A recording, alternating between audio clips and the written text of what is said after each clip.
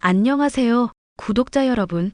구독과 좋아요는 채널 운영에 큰 힘이 됩니다. 안녕하세요. 저는 딸 셋을 키우고 있는 30대 여성입니다. 얼마 전 집안에 시끄러운 일이 있었는데요. 모든 일의 발단은 저희 집안의 첫째 며느리인 형님으로부터 시작되었습니다. 동서, 지금 뭐 하는 짓이야? 나 약 올라서 죽으라고 저딴 동영상을 올려? 저딴 동영상이라니요? 오늘 셋째가 처음으로 할머니 할아버지라고 말해서 그거 보시라고 단톡방에 올린 거예요. 그걸 변명이라고 해? 동서가 무슨 의도로 그걸 올렸는지 내가 모를 줄 알고? 나한테는 없는 아이가 니네한테는 셋이나 있다고 자랑질 하려고 올린 거잖아. 제가 그동안 단톡방에 아이들 사진이나 동영상 안 올렸던 거 아시잖아요. 그런데 어머님, 아버님이 셋째 말하는 거 보고 싶다고 하셔서 어쩔 수 없이 올린 거예요. 그래서 어머님, 아버님만 사람이고 나는 인간도 아니라는 거지? 내가 본다고 생각했으면 올리지 말았어야지. 네 새끼 말하는 거 누가 궁금해한다고 동영상을 단톡방에 질질 풀고 다녀? 알겠어요. 그럼 가족 단톡방에는 아이 사진 안 올리는 걸로 합의 보죠. 설령 형님이 아이를 낳는다고 하더라도요. 너네만 안 올리면 돼. 내가 뭘 올리던지 동서가 무슨 상관이야? 그동안 형님 눈치 보느라 해야 하는 말도 맘대로 못하고 저희 집 애들 동영상은 어머님, 아버님께 보여드리지도 못했어요. 그러니까 어머님, 아버님도 저희 애들한테 정이 없으신 것 같고 공평하게 하시죠. 저도 안 올릴 테니까 형님도 앞으로 아이가 생기더라도 안 올리시는 걸로. 그래, 올리지 마. 아무도 올리지 마. 오랜 난임으로 고생하던 형님은 나이 41살에 드디어 기다리던 아이를 임신하게 되었습니다. 온 집안의 경사였죠. 저도 평소 형님과 사이가 안 좋았던 건 뒤로 하고 순수하게 축하해드렸는데 형님의 행동은 정말 가관이더군요. 저한테는 못 올리게 했던 아이들 사진과 동영상을 형님은 10분에 한 번꼴로 가족 단톡방에 올리셨습니다. 그뿐만이 아니었습니다.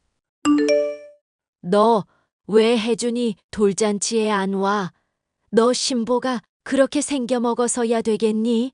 큰애가 그렇게 고생하다가 얻은 아들이라서 우리가 잘 챙겨준 것뿐인데 그게 그렇게 질투가 났니? 네? 돌잔치라뇨? 저는 그런 말 들은 적 없어요. 무슨 소리야? 큰애가 분명히 너한테 전달했다던데. 한성이는 출장 가서 못 온다고 치고 너라도 와야 할 거 아냐? 저는 정말 금시초문이에요. 혜준이 돌잔치에 제가 왜 일부러 빠지겠어요. 이유야 아주 많지. 너는 줄줄이 딸만 셋을 낳았는데 큰애는 좀 늦기는 했어도 한 번에 아들을 낳았으니까 질투난 거 아니니?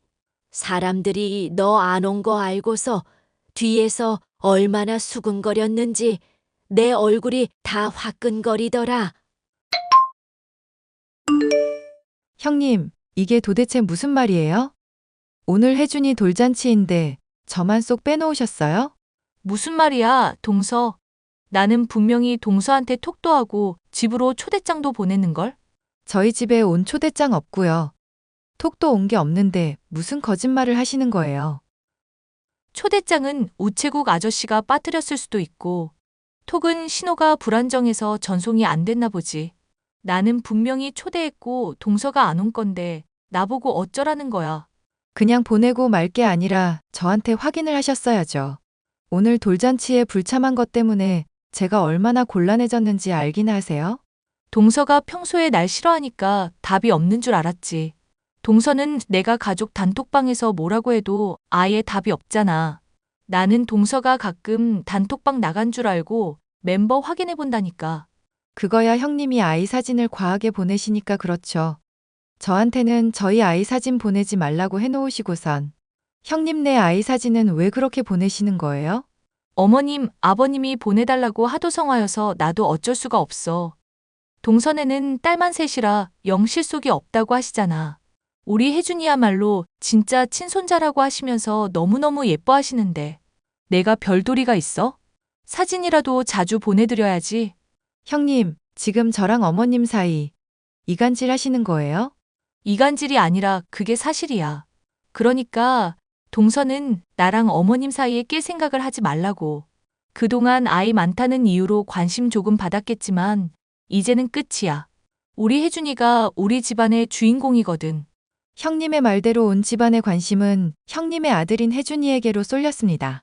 사실 그래도 전 상관없었습니다. 저는 저희 아이들을 키우는 데 있어서 다른 사람의 도움이나 관심을 필요로 한 건 아니었거든요. 그런데 보면 볼수록 과하다는 생각이 들었습니다. 선혜야, 이 동영상 좀 봐봐. 얘가 정말로 문제가 있는 아이 같아? 네가 아동 치료 쪽 전문가라서 너한테 물어보는 거야. 글쎄, 자세한 건 직접 봐야 알겠지만 내 눈에는 크게 문제가 있어 보이지는 않는데 누구 애기인데 그래? 우리 형님 아들인데 말야. 형님 말로는 얘한테 발달상 문제가 있다고. 지금부터 교정하지 않으면 안 된다고 난리잖아. 지금 놀이치료센터, 언어치료센터, 무슨 센터에서 4군데나 다니고 있어. 센터를 4군데가 다닐 정도로 큰 문제가 있어 보이지는 않는데. 근데 그렇다고 하더라도 엄마가 판단할 문제니까 예진이 네가 신경 쓸 문제는 아니지 않아? 네 말이 맞아. 나랑은 상관없는 일이지. 그런데 돌아가는 상황을 보면 신경이 안 쓰일 수가 없어. 형님은 자기 애가 센터를 4곳이나 다닌다면서 맨날 우는 소리 불쌍한 척을 하고, 시부모님들은 형님이랑 친손자 불쌍하다면서 그 센터 비용을 다 내주고 계시다니까. 어머머, 그 센터 비용만 해도 꽤 될 텐데. 내가 진짜 더럽고 치사해서 이런 말까지는 안 하려고 했는데, 내가 애 셋 낳고 사는 동안 우리 시부모님이 뭐 해준 게 없거든. 솔직히 내가 좋아서 낳은 거니까 나도 바란 건 없었어.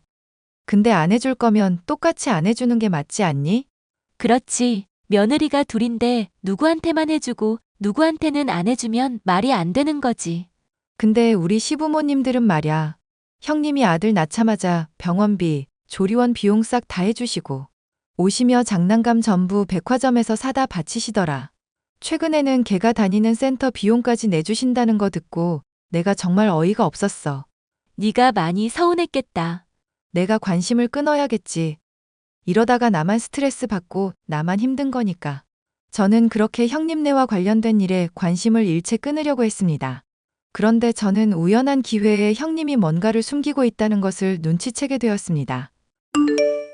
형님, 지금 어디세요? 나 지금 센터. 혜준이 놀이치료 받으러 왔어. 아, 놀이치료센터에 와 계시는구나.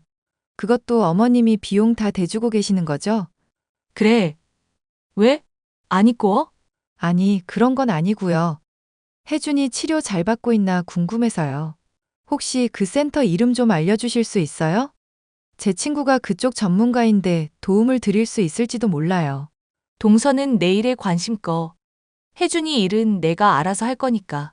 형님이 혜준이 놀이 치료를 받고 있다고 말한 바로 그 시각, 형님은 백화점에서 쇼핑을 하고 있었습니다.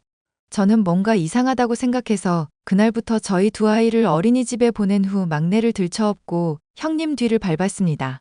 얼마 지나지 않아 명절이 다가왔는데 저희 시어머니께서는 길을 걷다가 넘어지셔서 입원을 하게 되었습니다.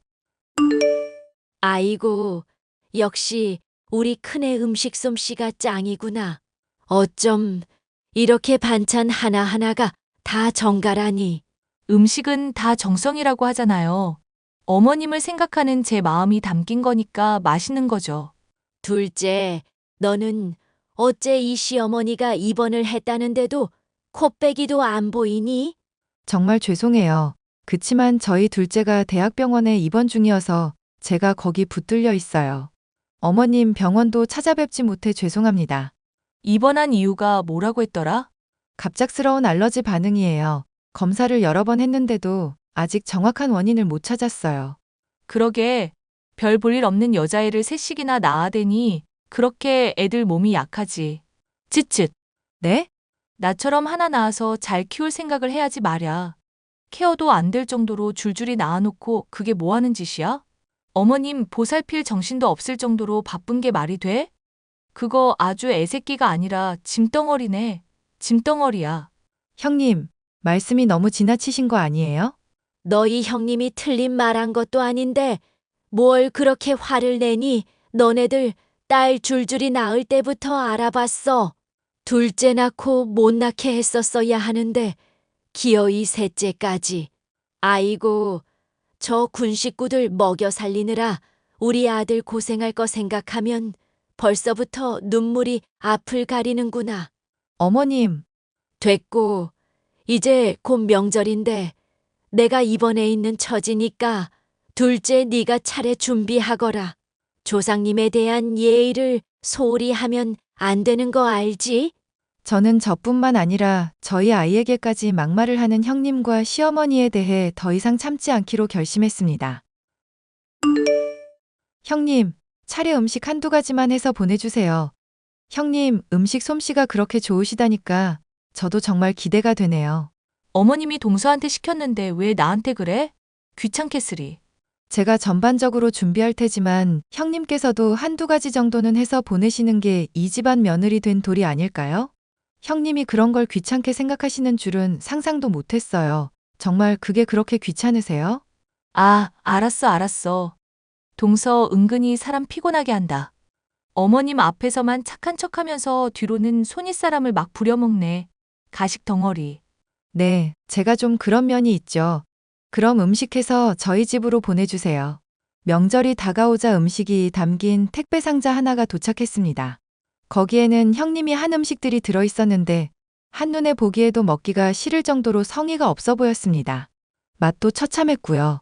저는 그 음식을 소량으로 포장하여 시어머니가 입원해 계시는 병원에 퀵으로 보냈습니다. 나한테 보낸 퀵 받았다. 이게 다 뭐냐? 차례 음식이에요.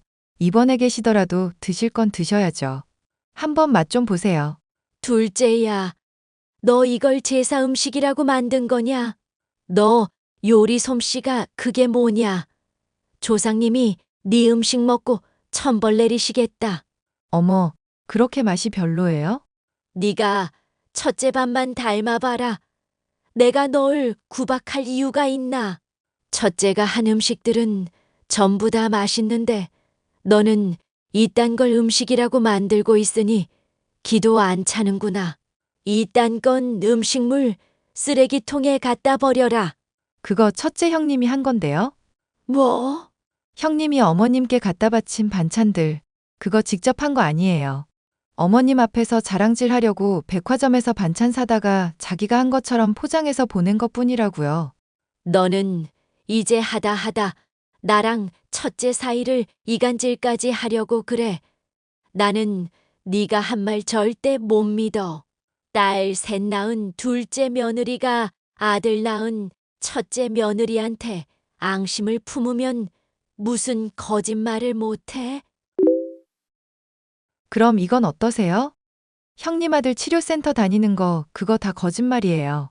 어머님한테 돈 받아서 자기 옷 쇼핑하고 다니는 인간이 바로 형님이라고요. 뭐라고? 그게 사실이야? 제가 제 두 눈으로 똑똑히 목격한 사실이에요. 지금이라도 형님한테 센터 다니는 비용 영수증 내놓으라고 해보세요. 꿀먹은 벙어리가 될걸요? 어머님한테 현금으로 받아서 전부 자기 사치하는 비용으로 펑펑 써버렸으니까요. 착하고 천사 같은 우리 첫째가 도대체 왜 그런 짓을 해? 착하고 천사 같은 게 아니라 그런 척을 한 거죠. 형님은 교묘하고 악랄한 사람이에요. 일부러 저 욕먹이려고 돌잔치에도 초대 안 하고 어머님한테 돈 뜯어내려고 자기 자식까지 이용하는 사람이라고요. 제사 음식도 어머님이 안 계시면 이따위로 만드는 사람이에요. 형님 음식 솜씨? 그런 거 처음부터 있지도 않았어요. 우리 첫째가 어떻게 그럴 수가 있니? 그리고 솔직히 말씀드리면 저는 형님도 밉지만 어머님한테도 서운해요. 제가 딸 셋 낳고 어머님께 뭐 도움 바란 게 있나요? 전부 제 손으로 아이 키우고 살았는데 왜 이렇게 저랑 아이들을 못마땅해 하세요? 오직 딸이라는 이유만으로 그렇게 미워하신 거면 저는 어머님 사상에 동의할 수 없어요. 그게 말이다. 아무래도 첫째는 좀 짠한 게 있잖니. 난임으로 고생한 것도 있고 아들 하나 낳아서 저렇게 기뻐하는 걸 보니 내가 판단력이 흐려졌던 것 같구나. 제 역할은 여기까지예요. 첫째 형님이 어떤 사람인지 알려드렸으니 이제 뒤실은 어머님이 알아서 하시겠죠. 저는 그날 이후로 형님과 어머님과도 연락을 끊고 지내고 있답니다. 어머님과 형님 사이는 완전히 틀어져 형님에게 가던 모든 지원은 끊어진 상태이고요. 형님은 저에게 가만두지 않겠다며 연락을 해왔지만 저는 가볍게 차단해 주었습니다. 저만 알고 있는 형님의 실체를 모두에게 까발린 게 잘한 일인지는 아직도 잘 모르겠지만 덕분에 속은 좀 시원해진 것 같습니다. 제 사연을 들어주셔서 감사합니다.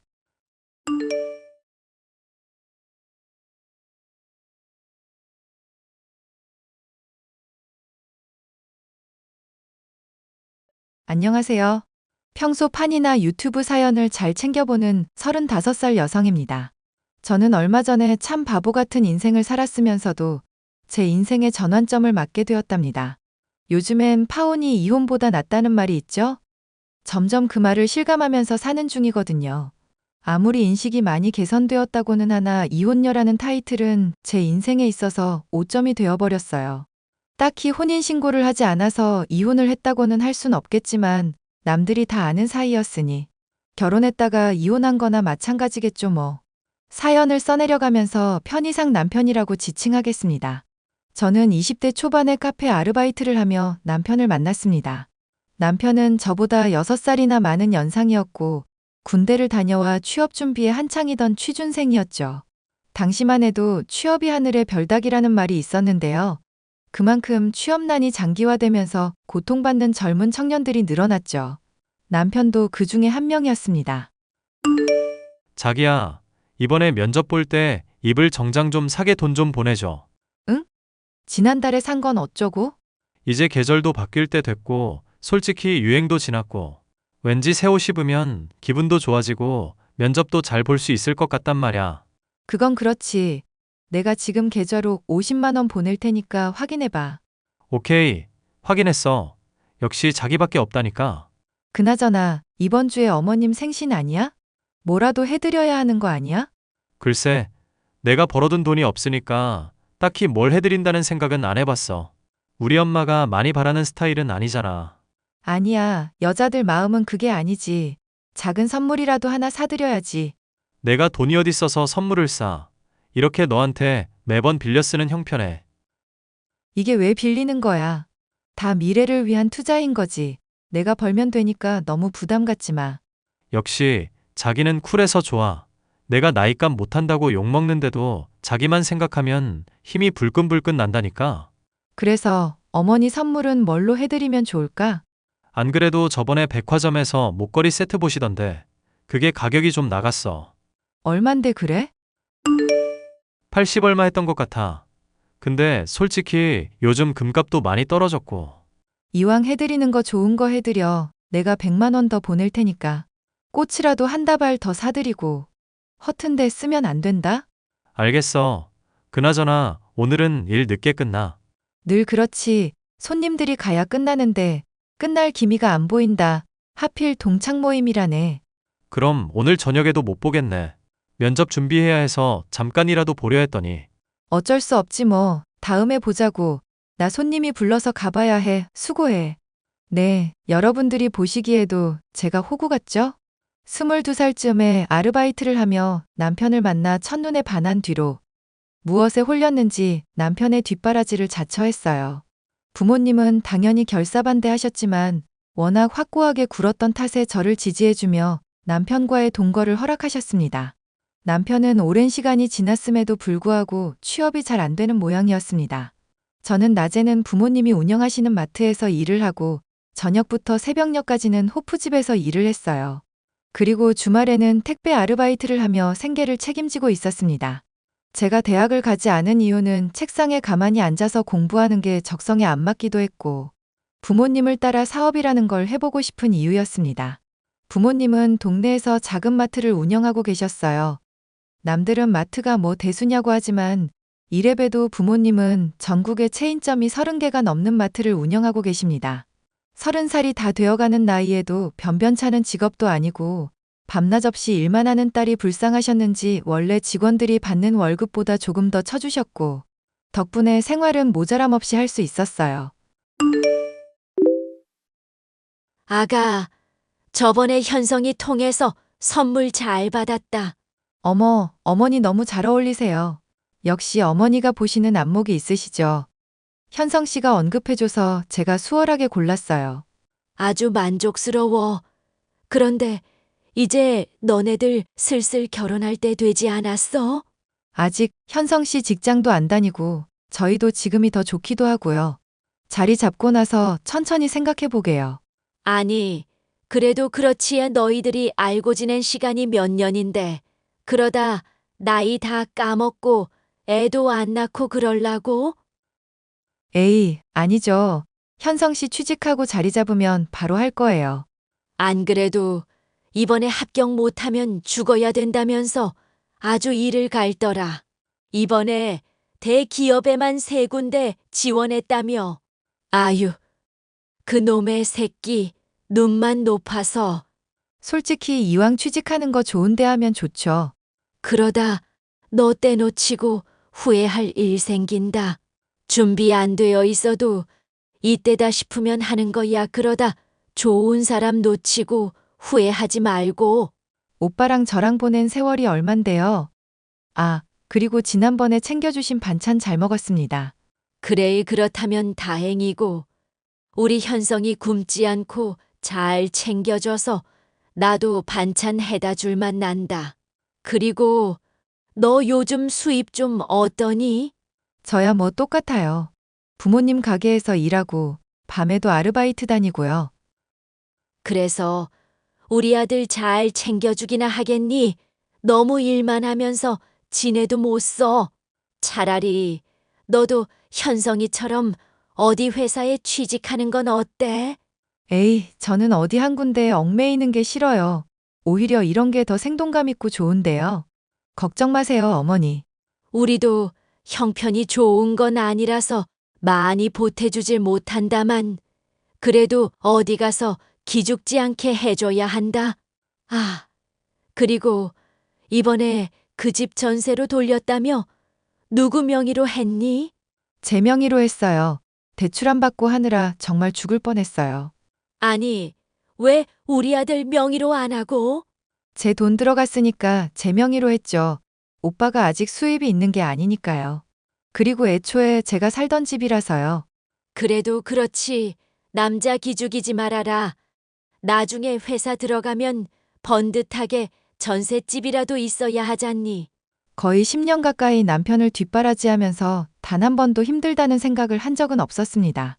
불평 한 번 없이 그럴 수 있었던 건 남편에 대한 믿음이 확고했기 때문이에요. 그렇게 여느 때와 다름없이 일상을 보내고 있었습니다. 그러다 남편이 좋은 소식을 전해왔죠. 드디어 원하던 회사에 최종 합격을 하게 된 겁니다. 당장 다음 주부터 신입사원 교육받으러 가야 한다길래 축하 파티를 해줄 시간도 빠듯하겠더라고요. 저와 제 부모님, 그리고 시어머니는 그동안 고생했다며 남편에게 축하 인사를 전해주기 바빴어요. 저는 따로 만날 시간은 없고 해서 직장 다니면서 입고 다닐 옷 사라고 200만 원을 보내주었고, 저희 부모님도 축하 선물이라며 지갑은 두둑히 채워 다니라며 300만 원 보내주셨고요. 그런데 말입니다. 남편이 대기업에 취직한 탓인지 어느샌가 분위기가 싹 바뀌더라고요. 물론 시어머니도 저를 대하는 태도가 많이 달라지셨어요. 자기야, 오늘도 야근이야? 신입사원이 맨날 그렇지 뭐. 아직 일도 배워야 하고 처리할 게 한두 가지가 아니야. 그렇다고 이렇게 일을 많이 시켜? 이번 주만 해도 벌써 집에 못 들어온 지 2일째인데. 낸들 알아. 위에서 이렇게 하라는 걸 어떡해. 아니, 나는 걱정돼서 물어본 거지. 월급도 박봉인데 조금 편하게 쉬게 해주지. 회사 일이 그렇게 만만한 줄 알아? 자기랑 이렇게 연락하는 순간에도 보고서 하나는 더 만들어야 돼. 나 바쁘니까 나중에 연락해. 그래. 너 지난번에 보약 지으라는 거 지었니? 아니요, 제가 깜빡했네요. 아니, 너는 깜빡할 걸 깜빡해야지. 우리 아들 먹일 건데 그렇게 소홀하면 어떡해? 죄송해요. 제가 일이 바빠서 깜빡했어요. 오늘 가서 바로 맞출게요. 쯧쯧. 젊은 게 벌써 그러면 되니? 그리고 내가 지난번에 집에 가보니까 살림이 아주 개판이더구나. 너는 그동안 뭐 했던 거니? 저도 밤낮 없이 일하면서 오빠 뒷바라지하고 오빠도 취업 준비하느라 밤낮 없어서 저희가 집안일에 많이 손을 못 댔어요. 너 우리 아들한테 집안일 시켰어? 네? 원래 분담해서 했었는데요. 뭐, 그게 무슨 말 같지도 않은 소리야. 귀하게 자란 우리 아들 손에 물을 묻혔다고? 그러니까 애가 취업이 늦어지지 취업 준비만 해도 모자란데 집안일까지. 어휴, 내가 복장이 터진다. 터져. 어머니, 너무 그렇게 말씀하지 마세요.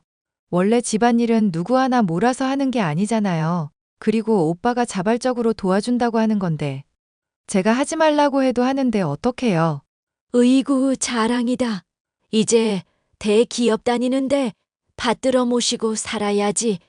너 그러다가 진짜 큰일 난다. 어머니, 요즘엔 같이 하는 게 트렌드예요. 남자도 집안일 할 줄 알아야 한다고요. 다 필요 없다. 내가 오늘은 이렇게 넘어가는데 너 우리 아들한테 일 시켰다가는 내 손에 죽어. 어머니, 그렇게까지 말씀하실 필요는 없잖아요. 저 조금 서운해지려고 해요. 서운해봤자지. 니까짓 게 대기업 다니는 우리 아들이랑 비교나 되냐? 너네 집안은 또 어떻고? 어머니, 왜 저희 집까지 걸고 넘어지세요? 저희 집이 뭐 어때서요? 너네 집 동네 구멍가게나 운영하잖니? 저 시내에 있는 대형마트도 아니고 고작 구멍가게인데 그거 갖고 유세 부리는 거냐? 왜 그렇게 말씀하시느냐고요. 어머님이 생각하시는 구멍가게가 무슨 수준인지 모르겠지만 저희 규모 나름 크거든요. 규모만 크면 뭐하냐? 사람들이 브랜드 찾는 게 다 이유가 있는 거야. 넌 아직 인생을 헛살아서 모르는 게 많은 거다. 시어머니는 대놓고 저희 친정을 깔보고 무시하기 시작하셨습니다. 이때 진작에 알아차리고 파혼했어야 했는데 사는 게 바쁘다는 이유로 그러지도 못했네요. 남편이 어렵사리 늦은 나이에 취직해서 사회생활을 한다는 게 어려운 일이었기에 저는 남편을 무조건적으로 이해했습니다. 하지만 그럼에도 불구하고 시어머니의 무시는 계속되었고 남편의 잦은 외박과 출장에 오히려 제가 의구심을 갖게 되었죠. 하지만 얼마 가지 않아 그 이유를 알게 되었습니다. 저는 그동안 제 인생을 무시당한 것 같아 무척 기분이 더러웠습니다. 안녕하세요. 한아름 씨 되시죠? 네, 그런데요? 누구시죠? 저는 현성 씨랑 교제 중인 김현경이라고 합니다. 뭐라고요? 누구랑 뭘 해요? 말귀를 한 번에 못 알아들으시네. 현성 씨랑 교제 중이라고요. 결혼을 전제로. 아, 그러세요? 지금 무슨 소리를 하시는 건지 도통 이해가 가질 않네요. 현성 씨가 말을 못하고 질질 끄는 것 같아서 내가 대신 이야기하려고요. 네, 말씀해 보세요. 까놓고 말할게요. 현성 씨랑 헤어지세요. 그쪽이 뭔데 헤어지라 말아예요? 우리 같이 산지 5년도 더 됐거든요. 그게 왜요? 남녀가 동거도 할 수 있고 난 이해해요. 어차피 진짜 결혼한 것도 아니잖아요. 이렇게 예민하게 굴 일인가? 예민? 지금 그런 단어 쓰는 게 적절치는 않을 텐데. 아, 아니면 현성 씨 뒷바라지 하면서 쓴 돈들 때문에? 그 돈이라면 얼마든지 줄게요. 뭐 대충 5천만 원은 되나요? 이것도 후하게 쳐준 거예요. 어이가 없네? 지금 그쪽 실수하는 거예요. 아니, 실수는 그쪽이 하는 거야. 주제도 모르고 들러붙을 생각이나 하고. 현성 씨랑 이미 이야기 다 끝냈어요. 그러니까 미련 없이 헤어져요. 어머니, 이 여자가 말을 안 듣는데요? 세아가, 이게 무슨 일이니? 어머니, 새아가라고 하셨어요? 그래, 우리 며느리 될 사람이란다. 그동안 현성이 뒷바라지 해주느라 고생했다. 이제 그만 헤어져 주렴. 어떻게 저한테 이러실 수 있으세요? 우리 아들이 대기업에 떡하니 취직했다지? 그럼 이제 너랑은 볼 일 없는 거 아니니?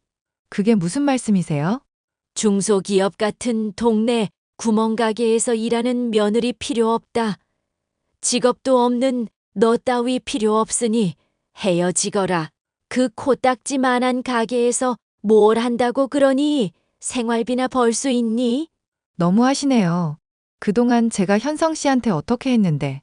그러니 헤어지라는 소리다. 어울리지 않는 자리에서 발버둥 대지 말고. 사람은 분수에 맞게 살아야 하는 거야. 네, 잘 알겠습니다. 말이 잘 통하니 다행이구나. 세아가 말했던 돈은 보냈니? 아니요. 지금 보낼게요. 받았지. 이제 잘 먹고 떨어지거라. 네, 어머님이 원하시는 대로 해드릴게요. 정말 후회할 짓 하시는 건데 제발 후회하시길 바랄게요. 반응이 왜 그러니 찜찜하게. 아무튼 이제 내 아들 근처에 얼씬도 하지 마렴. 저는 더 이상 자존심에 상처내기 싫었습니다. 10년 가까이 남편을 뒷바라지하며 얻은 결과가 고작 이것뿐이라는 사실에 절망했지만 이렇게 무너져버리면 부모님이 더 가슴 아파할 것 같았습니다. 제 자존심이야 금방 회복하면 되는 문제였지만 부모님께 이 문제를 어떻게 설명드려야 할지 감이 안 잡히더군요. 우선은 애써 태연하게 행동했습니다. 남편과는 결혼에 대한 뜻이 맞지 않아 헤어졌다고 대충 둘러대면서 말이죠. 때마침 부모님은 경영일선에서 물러나고 싶다는 의사를 밝히셨어요. 그러면서 저도 사회생활을 오래 했으니 이제는 사업을 물려받아도 될 것 같다며 저에게 경영 수업을 받으라 하셨죠. 남들이 보기엔 보잘것없는 슈퍼마켓이지만 대기업에서도 저희 마트를 인수하고 싶어하는 수준이었어요. 그렇게 어이없는 이별과 함께 저는 부모님께 사업을 물려받았고 1년 정도의 시간이 흐른 뒤 엄청난 매출 기록을 세우며 승승장구하고 있었죠. 연 매출로 따지면 200억이 넘는 수준이었습니다. 누구처럼 잘릴 걱정 안 하고 허튼 짓만 안 하면 돈이 술술 들어오게 되는 수준이었죠. 자기야, 잘 지냈어? 이게 누구야? 박현성 씨랑 최정자 씨 아니야? 오랜만이네요. 말하는 뽐새 좀 봐라.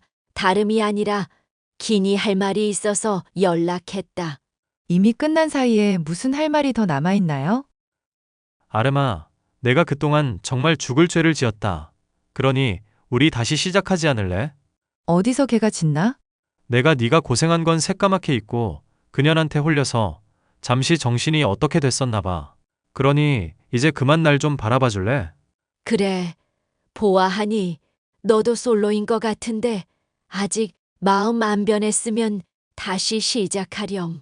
나한테 무례하게 굴었던 건 다 용서해 주마. 진짜 지랄도 풍년이네요. 이보세요. 정신 안 차려요? 그러지 말고 나랑 다시 시작하자. 들어보니까 너 부모님 마트 인수해서 잘 되고 있다며? 연매출이 장난 아니던데. 신문에 난 A마트가 너네 마트 아니야? 맞아. 그걸 이제 알았니? 사실 나 해고당했어. 나랑 만났던 그 여자가 우리 회사 사람인데 유부녀였지 뭐야. 난 정말 모르는 일이었고 어쩌다 보니 상황이 이렇게 된 건데. 우리 다시 시작하면 내가 밑바닥에서 다시 시작할게. 그러니까 우리 다시 만나자. 응? 진짜 얻어맞아야 정신을 차릴래? 내가 왜 너랑 다시 시작해? 그렇게 가버릴 땐 언제고 이제 와서 딴소리야. 나는 돈 벌어야 되니까 꺼져줄래? 아니, 잠깐 A마트라고 했니? 네, 그런데요? 동네 구멍가게라면서요? 왜요? 저희 가게에 관심 있으세요? 아니, 그거 전국에 체인점만 수십 갠데 너 왜 그런 걸 말을 안 했니? 제가 이런 걸 다 일일이 말해야 해요? 그리고 마트 사업하고 있다고 누누이 이야기했는데 귓등으로도 안 듣고 개무시한 건 그쪽인데요? 이제 와서 이러는 이유가 뭐예요? 아, 당신 아들 꽂아달라고? 아니, 이번에 몇백억 매출 났다고 기사 난 것도 봤다. 금전적인 여유가 있는 집안이면 진작에 말을 하지. 난 그저 동네 마트 운영하는데 잘난 척 하는 줄 알았잖니. 아휴, 우리 며느리가 A마트 사장이라니. 당신 정말 대단하더라. 이제 내 마음 받아주는 거야. 아주 북치고 장구치고 잘하시네요. 누가 다시 만난대요? 누가 다시 합친대요? 왜들 난리지? 계속 연락하면 스토킹으로 신고할 거예요. 아니, 그러지 말고 아가, 우리 이야기 좀 들어봐. 꺼지세요. 이 망할 놈의 인간들아. 남편은 만나던 내연녀와 불륜 관계인 사실을 회사에 들키고 말았고, 그로 인해 이미지가 실추되었다며 권고사직을 당했다고 합니다. 그 뒤로 마땅한 일을 찾기 어려웠던 남편은 일용직이며 온갖 아르바이트를 전전하다 저에게 연락을 한 거였어요. 유부녀한테 뒤통수 맞은 남편 놈도 웃기지만 자신의 정체를 철저하게 숨겼던 그 여자가 참 대단하게 느껴지더라고요. 이래서 다들 죽이 잘 맞는 사람을 만나야 한다고 말하나 봅니다. 남편은 그 뒤로도 끈질기게 연락해오며 제게 사랑을 갈구하더라고요. 제가 하도 받아주질 않으니 나중에는 돈 받은 거 토해내라며 악다구니까지 썼습니다. 저는 그들이 전화해서 말하는 내용, 저에게 한 행동들을 모두 증거로 남겨놓았고 언제든 신고할 수 있도록 준비를 마쳤습니다. 그랬더니 진짜 큰일이라도 나는 줄 알았는지 코빼기도 안 보이더라고요. 그 뒤로는 지금까지 제 할 일하며 잘 지내고 있습니다. 얼마 전에는 아는 분의 소개로 맞선을 보기도 했고요. 상처가 많은 저를 아주 따뜻하게 보듬어주는 고마운 사람입니다. 좋은 감정을 갖고 있고 올해가 지나면 행복한 소식을 전해드릴 수 있지 않나 싶네요. 남편 놈과 시어머니는 잠시 대기업에 근무하던 시절에 무리하게 대출받아 집을 사버린 탓에 매달 대출이자만 200 가까이 되는데 직장에서 잘린 남편은 어렵사리 일용직을 전전하며 그 이자를 메꾸고 있다고 하네요. 그리고 시어머니도 식당에서 설거지 일을 시작하셨다는 소식을 들었어요. 이럴 때 자업자득이라는 말을 쓰나 봅니다. 제 사연은 여기까지입니다. 들어주셔서 감사합니다.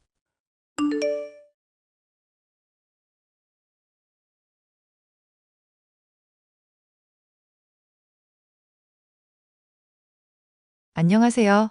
저는 40대 주부로 아들과 딸 하나를 키우며 남편과 행복한 결혼 생활을 하고 있었는데요.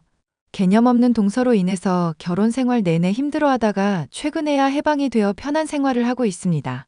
제가 어떻게 동서로 인한 힘든 결혼 생활에서 벗어날 수 있었는지 사연을 얘기해 보려고 해요.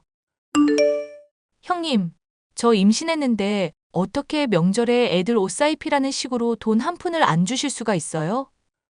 그이는 아주버님네 힘들다고 따박따박 명절 때마다 애들 챙겨주고 그랬었는데 오히려 더 연장자인 쪽이 이렇게 저희를 홀대하니 기분이 안 좋네요.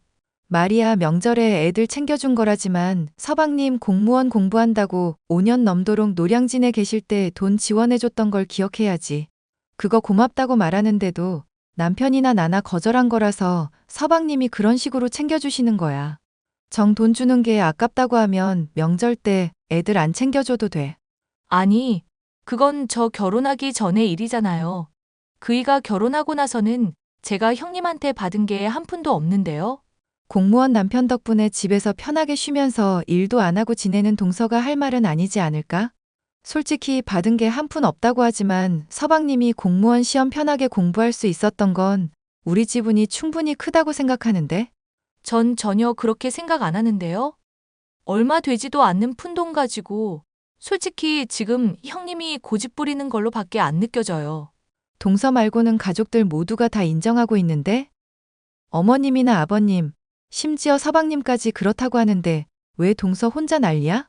그러니까 앞으로 저 서운하지 않게 좀 챙겨달라고요. 이런 식으로 자꾸 대하니까 저 차별받는 것 같고 마음이 많이 힘들어서 그래요. 아님, 설마 저 노래방 일했다고 무시하는 거예요? 동서 노래방 일한 걸로 내가 무시하고 자시고 할 일이야 뭐 있겠어. 힘든 시절에 힘든 일 하면서 먹고 살았구나 정도지. 그런데 이런 문제로는 적어도 나한테 따지지 말아줬으면 좋겠네. 난 동서랑 잘 지내보고 싶은데 자꾸 트집을 잡으니까 친해지기가 힘들어. 동서는 노래방 도우미 출신으로 시어머니와 시아버지가 서방님의 결혼을 많이 반대했었죠. 이에 대한 자격지심인지 올분인지 사사건건 만만하다 싶은 저를 물고 늘어지는 통에 아주 짜증이 나는 사람이었습니다. 솔직히 저야 노래방에서 일을 한 사실은 신경도 쓰지 않고 아무런 상관도 없는데 무슨 서운한 일이 있을 때면 항상 일을 들먹이는 통에 스트레스가 많았죠. 무엇보다 자신이 서운한 일이 있을 때는 그것을 꼭 갚으려고 하는 게 동서였습니다. 동서, 이번에 곶감 가족들한테 다 돌렸는데 우리 건 까먹은 것 같더라? 주소지 그대로인데 혹시 헷갈려서 그런 거면 물어보지 그랬어. 아니요. 주소지 그대로인 거 잘 알고 있고 형님한테는 일부러 안 보낸 거 맞아요. 혹시 명절 때 애들 옷 사입히라고 돈 안 챙겨준 것 때문이야? 만약 그런 거라면 동서 참 집요한 사람이다. 어쩜 그렇게 꽁한 걸 오랫동안 품을 수가 있어? 저야 뭐 노래방 도우미 출신이니까 이런 식으로밖에 복수를 못 하겠네요. 형님이 진즉에 잘못하시고 저 차별하신 거 인정을 하셨어야죠. 그러니까. 나는 동서 차별하고 서운하게 할 마음 없었다니까? 본의 아니게 그런 거라면야 인정을 하겠다만 일부러 그런 적은 한 번도 없었어. 심지어 서방님하고 결혼한다고 할 때 반대 안 한 사람 중 하나가 나야. 그럼 찬성을 하지도 않으셨다. 이거네요? 어른들 대부분이 반대를 하는데 내가 뭐 반골도 아니고 찬성할 일이 뭐 있겠어. 동서에 대해서 잘 알지도 못하는 상황인데. 형님한테 제가 이런 게 열받는 거예요. 본인은 잘못한 거 하나도 없다는 태도. 아버님이나 어머님이나 저한테 잘못한 사람들 제가 다 기억하고 있는데 자꾸 형님만 걸고 넘어지는 것 같죠? 그분들은 저한테 그래도 지금은 잘해주려고 노력하고 있고 종종 집에도 부르시거든요. 그런데 형님은 저 맨날 차별하고 대면대면하게 대하시잖아요.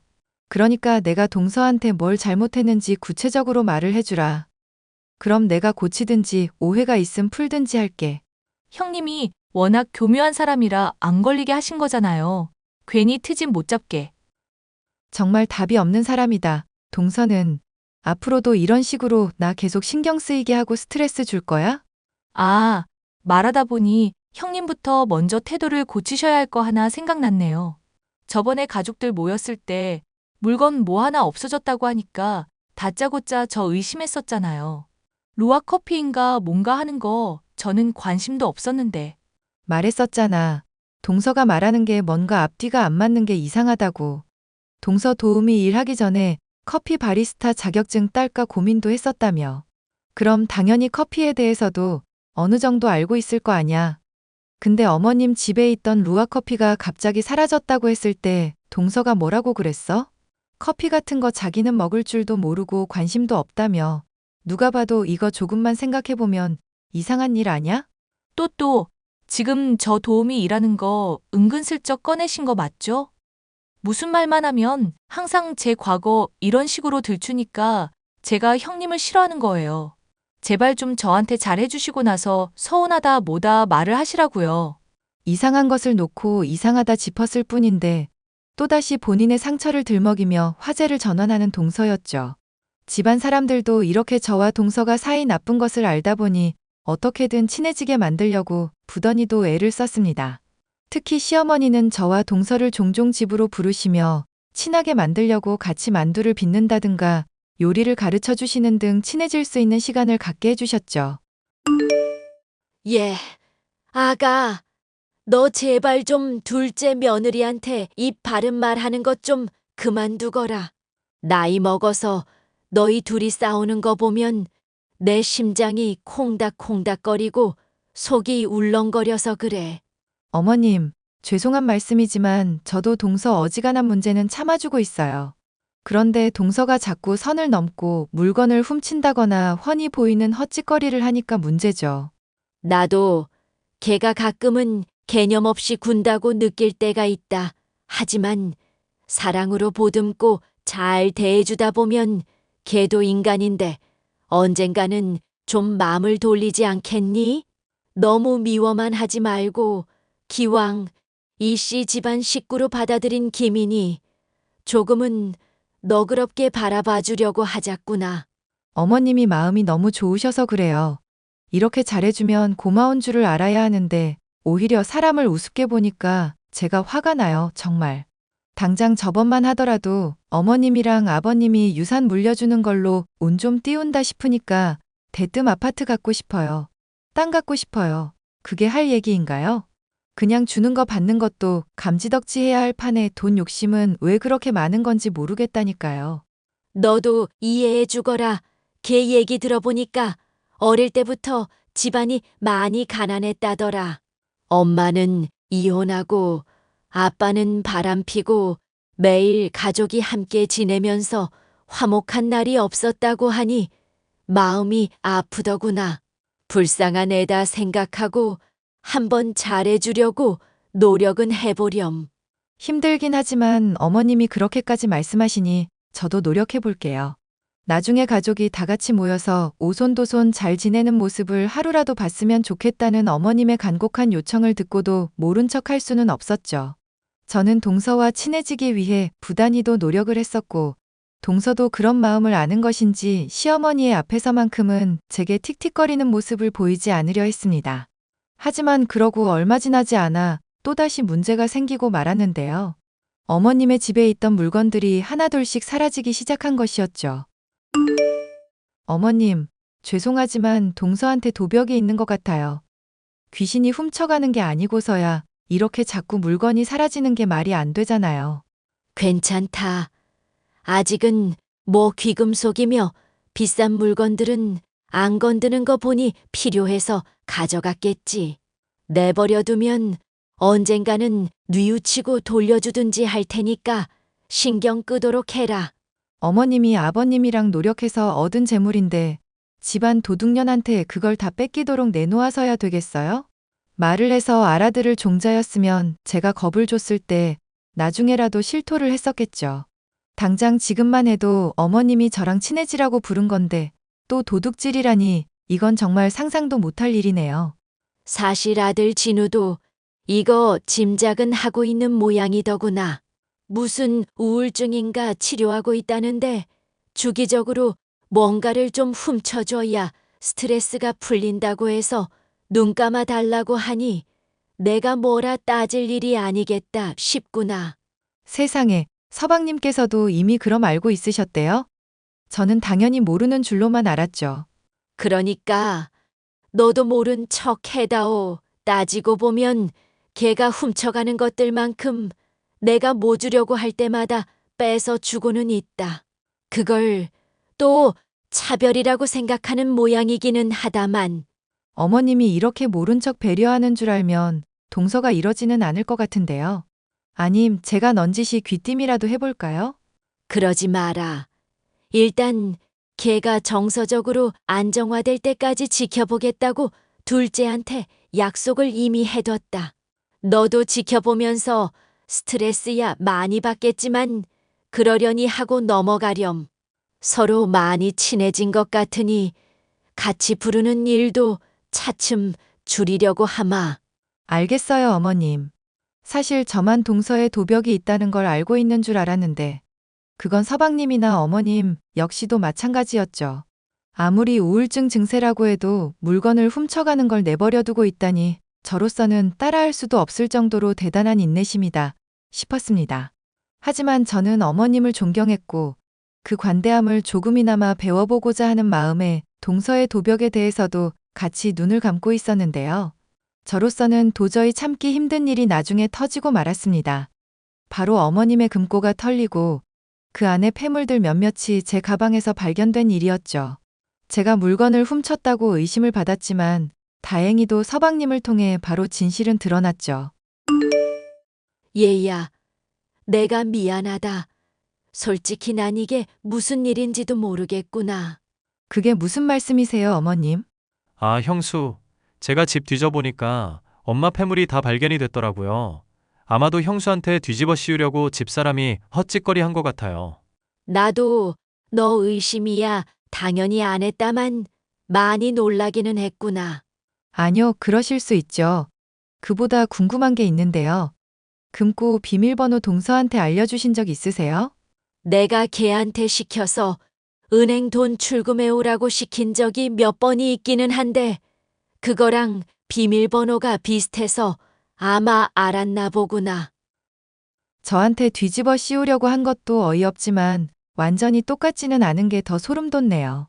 그게 무슨 말씀이세요? 생각해보세요. 금고 그거 여러 번 비밀번호 틀리면 경고 소리 울리거든요. 그런데 어머님이 비밀번호 비슷하지만 엄연히 다르긴 한 거잖아요. 그럼 모르긴 몰라도 비밀번호 맞춰보려고 올 때마다 시간 맞춰서 꾸준히 금고 확인해 봤을걸요? 어쩐지 금고 있는 서재방에 안 보던 책을 자주 본다 싶더니 그런데 이걸 어쩌면 좋니? 너한테서 폐물이 발견됐고 증거는 없는 상황이잖니. 걔 지금 완전 너한테 다 뒤집어 씌울 기세로 여기저기 알리려고 벼르던 거 간신히 말려놨다. 물론 어머님이나 서방님이나 제 편 들어주시기는 하겠죠? 솔직히 저는 금고 비밀번호 알지도 못하고 알았다고 해도 이렇게 열어보지도 않았을 테니까요. 내가 널 믿지 누굴 믿겠니? 저도 형수님 믿습니다. 그래서 말인데 집사람하고 잘 얘기해서 진실 한마디만 하라고 얘기 좀 해주시면 안 될까요? 그게 무슨 말씀이세요, 서방님? 집사람 우울증 핑계로 물건 훔치고 매일 거짓말하는 거 지긋지긋하네요.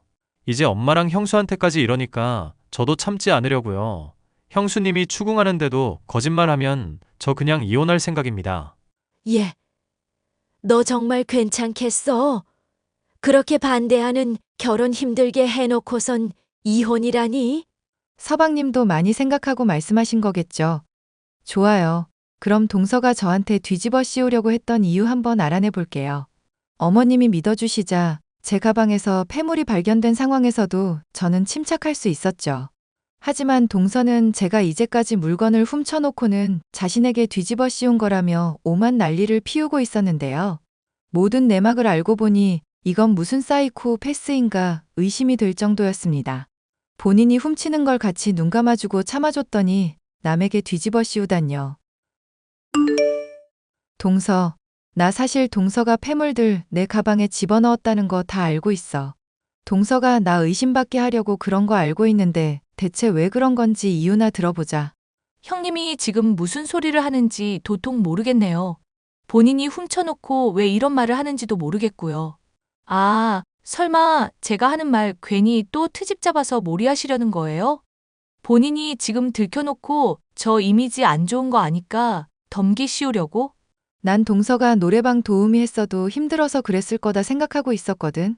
그런데 이런 일을 저지르니까 진짜 용서가 안 돼서 그래. 생각해보면 이상하지 않아? 나 폐물 가방에 들어있는 거 알게 된 것도 따지고 보면 동서 덕분이잖아. 갑자기 선물 챙겨준다면서 안 하던 짓을 왜 하필 그날 했을까? 이제는 챙겨준 사람도 의심하시는 거예요? 정말 어이가 없다. 형님, 진짜 이런 거 보면 정신병 있나 의심될 정도예요.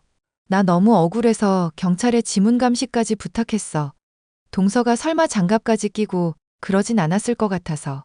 아니, 저는 정말 아니라니까 왜 생사람을 잡고 그러세요. 그리고 가방에 들어있던 폐물들 빼고 만지다 보면 제 지문 묻었을 수도 있을 거고요. 이래나 저래나 형님이 범인이라는 사실은 변함이 없어요. 동서, 정말 마지막으로 물을게. 어머님 금고에 손댄 거 동서 맞지?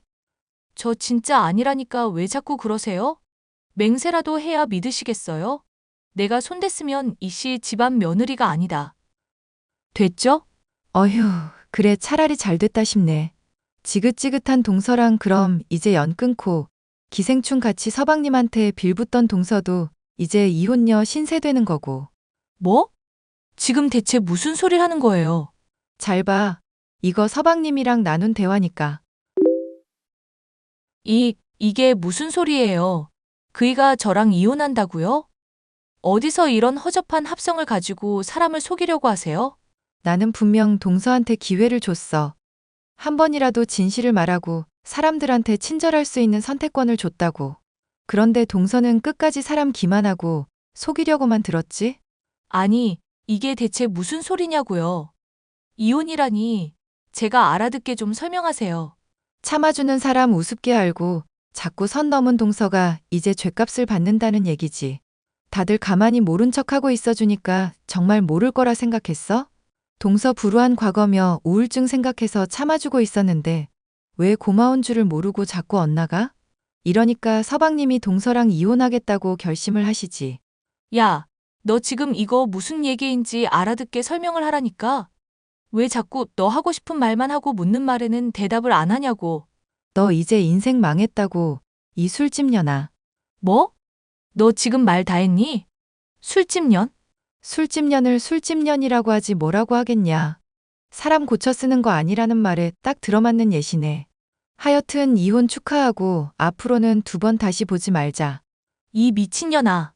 발광하는 동서의 모습을 보니 그간 묵은 채증이 확 내려가는 것 같았죠. 동서는 얼마 지나지 않아 자신의 잘못을 털어놓고 용서를 빌었지만 이미 늦어도 너무 늦은 시점이었습니다. 서방님은 결국 동서와의 이혼을 결심하게 됐고 저는 지긋지긋하던 동서와의 관계를 드디어 끝맺을 수가 있었는데요. 결단을 내릴 당시만 해도 좋지 않던 서방님의 표정이었지만 동서에게서 벗어나서인지 하루하루 생기를 찾아가는 모습을 보니 역시 잘한 선택이 아닌가 싶습니다. 사연 끝까지 들어주셔서 감사합니다.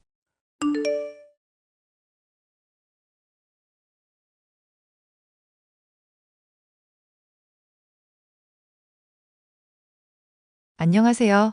얼마 전에 반대하는 결혼은 하는 게 아니다라는 말을 몸소 깨닫고 이혼한 32살 여성입니다. 저는 띠동갑의 나이 차이가 나는 남편과 25살이라는 어린 나이에 결혼했어요.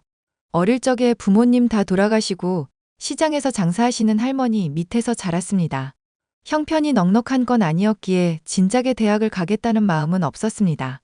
그저 하루빨리 돈 벌어 할머니와 여유 있게 사는 게 제 유일한 소망이었죠. 고등학교를 졸업하는 것과 동시에 공장에 취직해서 일했습니다. 그래도 학교 생활하면서 여러 가지 자격증 공부를 꾸준히 했고 또래에 비해서는 많은 월급을 받으며 일할 수 있었죠. 3교대 근무로 일을 해야 해서 몸이 피곤하긴 했지만 할머니와 행복하게 살 생각을 하며 악착같이 버텼습니다. 그러다 공장에서 남편을 만났어요.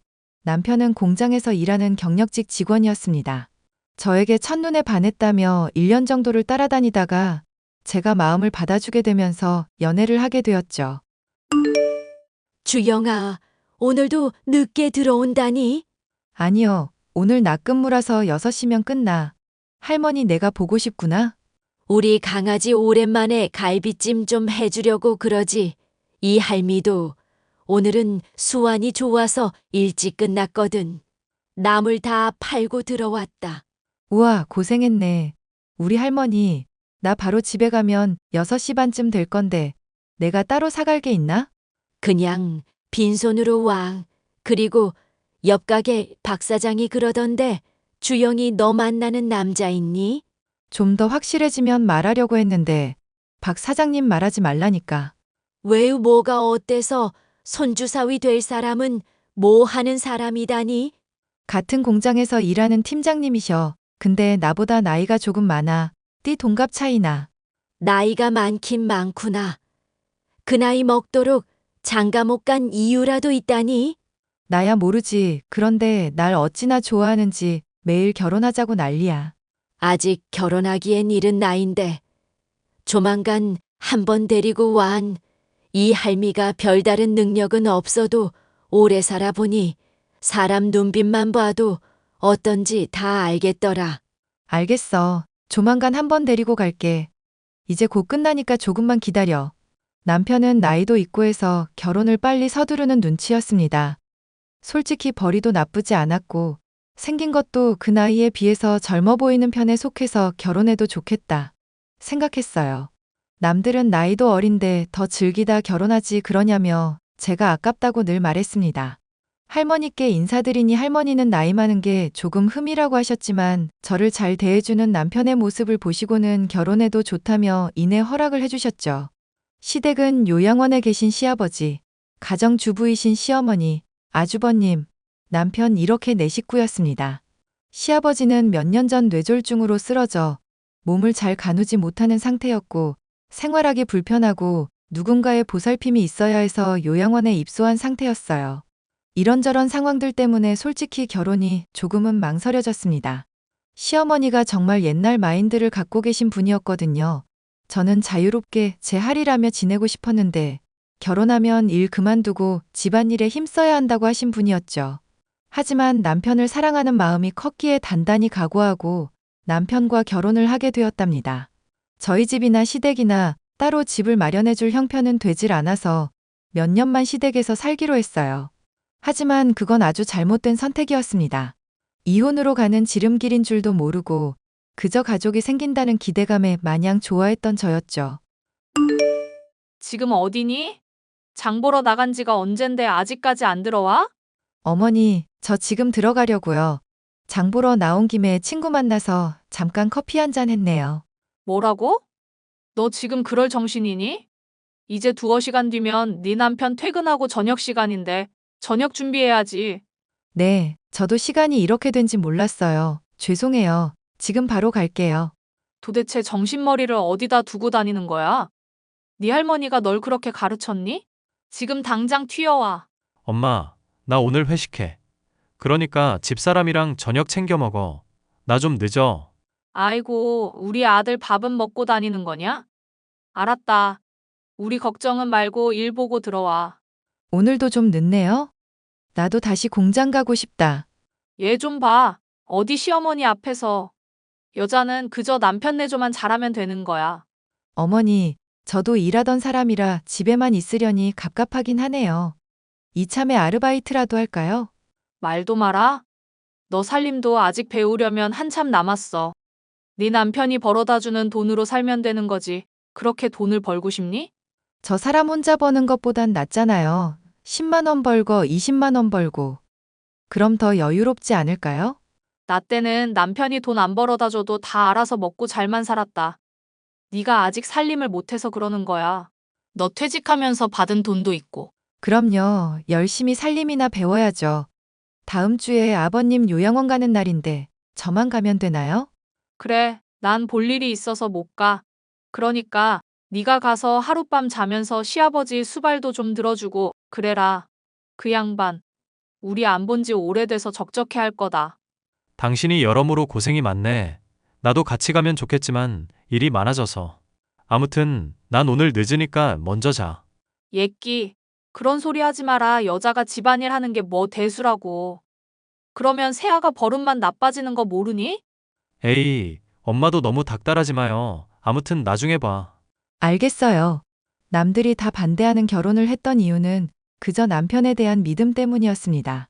남편은 저한테만 잘하는 게 아니라 때때로 할머니까지 알들살들 잘 챙겨주었거든요. 하지만 결혼하고 나서는 제가 일을 그만두고 어느샌가부터 본인 일에만 집중하며 그전과는 다른 모습을 보였습니다. 시어머니는 며느리도 생겼겠다. 온갖 집안일은 저에게 맡기셨고 본인은 놀러 다니기 바쁘셨어요. 어린 나에게 시아버지 요양원에 가서 병수발 들고 시어머니와 남편 몇 끼니 해먹이며 산다는 게 어떻게 보면 참 불쌍하더라고요. 남들은 대학 졸업해서 취업을 준비한 해만에 하는데 저는 그런 거 없이 그저 살림만 하게 된 거죠. 그렇게 남들은 한참 멋부리며 사회생활도 하고 여행도 다닐 때 전 그냥 아줌마가 되어버렸습니다. 남편에게는 위로형이 하나 있었는데요. 웬일인지 왕래를 잘하지 않는 눈치였습니다. 그래도 직업이 의사라고 하니 정말 대단하다 생각하며 지내고 있었죠. 결혼식 때 처음이자 마지막으로 보고 인사를 한 게 전부였죠. 어머니, 할머니, 저 임신 8주 차래요. 그게 정말이니? 그럴 리가 없는데. 너 애 들어선 거 맞아? 반응이 왜 그러세요? 저 임신한 거 맞아요. 방금 병원 다녀왔어요. 우리 마누라 큰일했네. 나 이제 아빠 되는 거야? 뭐라고 임신했어 나이고 우리 손녀 기특하기도 하지 입덧은 없고 네, 없어요. 이 녀석이 효자인지 입덧은 없네. 너무 기뻐서 이렇게 한 번에 연락드려요. 오늘 나 일찍 끝나니까 집에 가서 봐. 어디 병원이니? 정말 임신한 거 맞아? 어머니, 왜 그러세요? 저 임신한 거 맞아요. 여기 튼튼 산부인과고요. 손주 소식이 기쁘지 않으세요? 내가 요즘 장사하느라 바쁘니까 나 대신에 우리 손녀 축하 좀 해줘요. 내가 나중에 시간 나면 다 불러서 식사 대접할게요. 네 사장어른. 그렇게 할게요. 세아가 어디쯤이니? 저 집에 거의 다 왔어요. 왜? 맛있는 밥이라도 해주게? 이제 아이 들어섰는데 몸보신도 좀 해야지. 아니, 글쎄, 세아가 일단 집에 와서 이야기하자꾸나. 너도 얼른 집으로 오렴. 그렇게 시댁살이를 하며 온갖 고생을 하던 저에게도 봄이 찾아왔습니다. 기다리고 기다려도 생기지 않던 아이가 느닷없이 찾아온 거예요. 그런데 말입니다. 제가 임신 소식을 알리자 시어머니는 별로 좋아하시지 않는 눈치였어요. 아들이 나이가 적은 것도 아니고 어린 며느리 봐서 손주까지 생겼는데 기뻐해야 할 일 아닌가요? 시어머니는 자세히는 말을 하지 않고 남편에게만 은근슬쩍 이야기를 하는 것 같았습니다. 제가 대화를 끼려고 하면 가서 하던 일이나 마저 하라며 신경질을 내기 일쑤였죠. 그렇게 저는 임신을 한동안 해도 온갖 집안일을 해야만 했습니다. 제가 조금이라도 힘들어하는 내색을 보이면 자신은 출산하고 바로 밭일하러 나갔다며 난리를 피워댔죠. 저도 하나아이의 엄마가 될 몸이라 그런지 시어머니의 처사가 너무 부당한 것 같았습니다. 그러던 어느 날 시어머니의 생신날이었어요. 저는 임신 5개월에 접어들었고 1년에 한두 번 볼까 말까한 아주버님 내외도 시댁으로 왔습니다. 시어머니는 자신이 먹고 싶다는 음식을 제게 말하며 생일상을 차리라고 하더군요. 만삭도 아니고 이 정도면 괜찮겠지 싶었는데 너무 무리를 해서 그런지 결국 아이를 잃고 말았죠. 그도 그럴 것이 임신 초반에 제대로 쉬지도 못하고 남편 내조하랴, 시어머니 받으리랴. 그리고 그 몸으로 시아버지 요양원에 가서 온갖 수발을 다 들었지. 몸이 나만하질 않았을 겁니다. 아이를 잃고 나서는 시어머니와 남편이 저를 대하는 태도가 완전히 달라졌습니다. 저 오늘 친구들 좀 만나고 들어가요. 저녁 먼저 드세요. 뭐? 지금 그게 무슨 소리냐? 내 손으로 직접 저녁상 차려 먹으라 이거야? 며느리가 있는데 내가 왜? 어머니도 음식 하실 줄 아시잖아요. 저 오늘 만나는 친구 몇 년 만에 보는 거예요. 결혼식하고 처음 보는 거라고요. 그래서 지금 못 오겠다는 거냐? 집에 먹을 게 뭐가 있다고. 당장 와서 저녁 준비해. 당신 오늘 친구 만난다는 말 없었잖아. 나도 오늘 볼 일 있어서 늦는다고.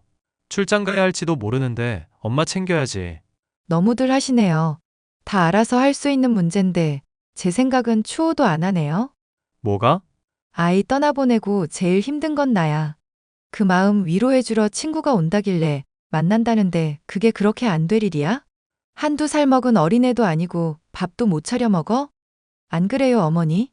이 말본새하고는 아이고야 이제는 며느리가 시어머니 잡으려드네. 아이 잃은 게 우리 탓이냐? 네 몸 하나 제대로 간수하지 못한 네 탓이지. 맞아. 엄마 말 틀린 거 하나 없지. 당신 나이도 어린데 몸 관리를 어떻게 한 거야? 지금 말 다 했어? 누구 때문에 유산했는데?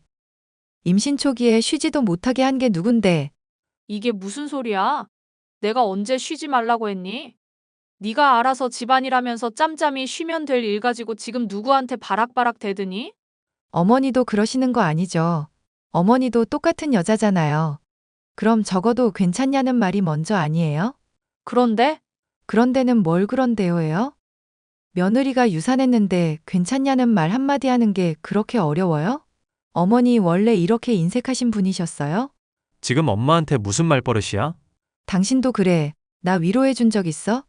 맨날 야근에 출장해. 나 혼자 지지고 볶고 다 했잖아. 내가 식모야? 내가 심부름꾼이야? 고된 시집살이를 견디지 못하고 유산을 한 저는 떠나보낸 아이에 대한 죄책감으로 하루하루가 고통스러웠습니다. 그런데도 불구하고 저를 위로해주기는커녕 오히려 저를 탓하며 미친년 취급을 하더라고요. 결국 남편과 시어머니와의 사이는 점점 멀어지게 되었습니다. 그나마 제가 버틸 수 있던 건 종종 연락을 해오던 형님 덕분이었어요.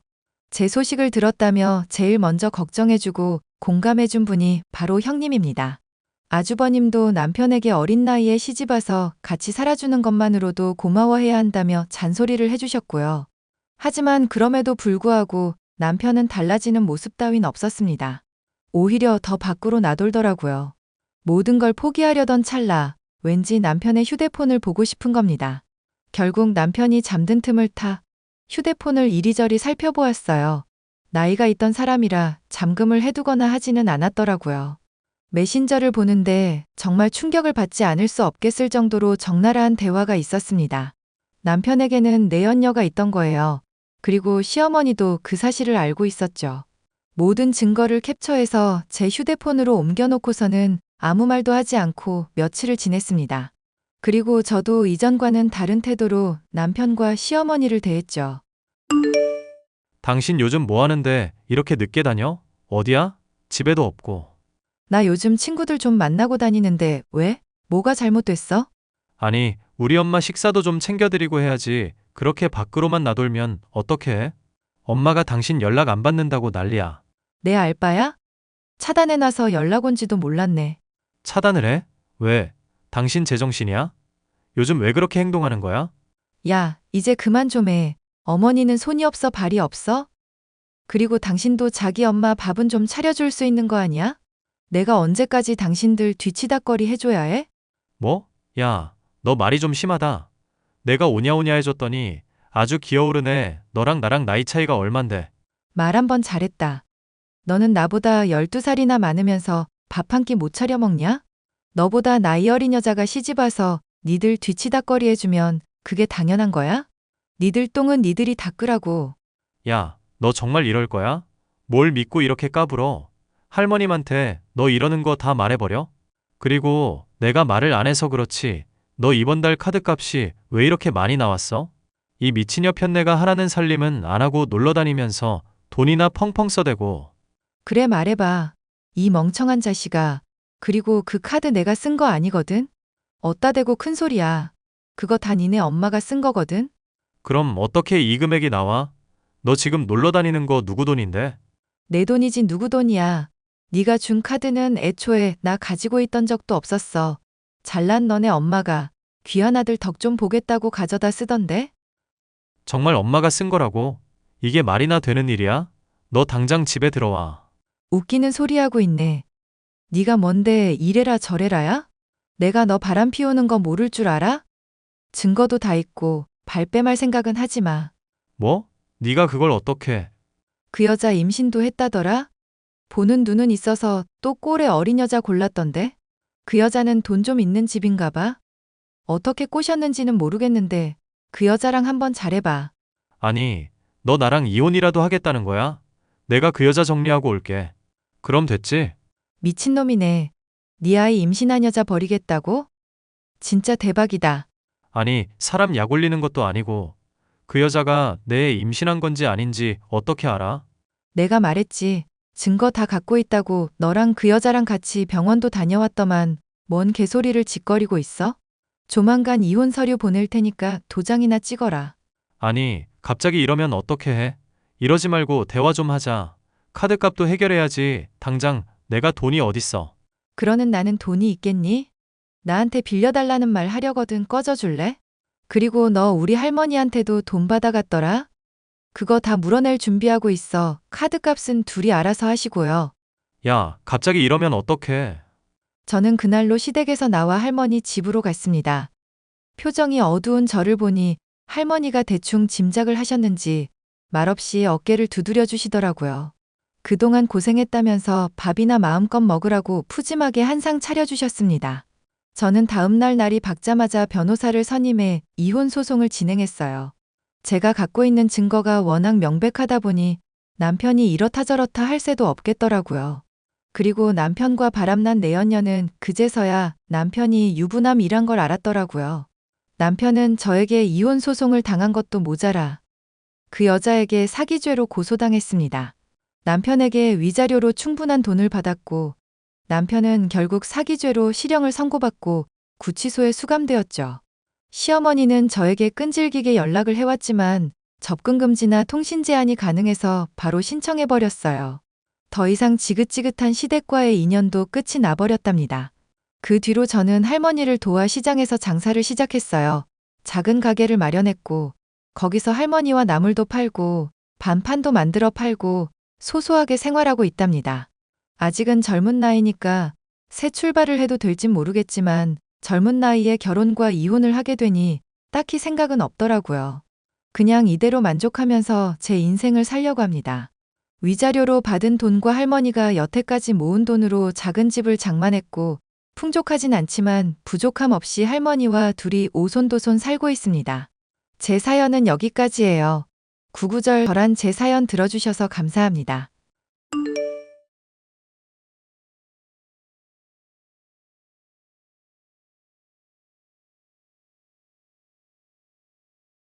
안녕하세요. 저는 5년 넘도록 우유부단한 남편 때문에 속이 터지고 시누이의 핍박 속에서 지내던 30대 여자입니다.